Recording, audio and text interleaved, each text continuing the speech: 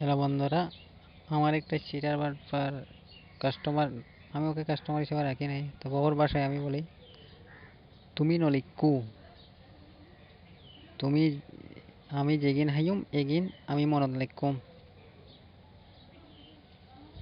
পরে লিখতে মানা করে, ওর যতগুলা খাইছে অতগুলা টাকা দেয় না।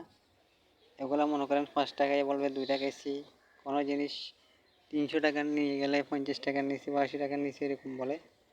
তো ও বলে আমি তো হইনা পারি, আমি তো এর দূর নলে যাই। তখন আমি বললাম তুমি তো লই গেও, তুমি 20 তারিখ লই গেও, 21 তারিখ লই গেও, 25 তারিখ লই গেও, 1 তারিখ লই গেও, তুমি তো মিছা কথা হও।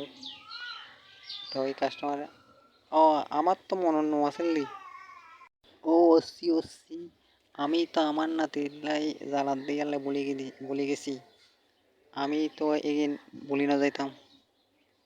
আচ্ছা ইচ্ছে কিছু মনে না করিস, আমি তো এগিন বলি গেছি, তাই জন্য আমি তো ওরে বাদ করে দিছি। তবু ইতি তো আমার তো বাইক লেভেল স্যার।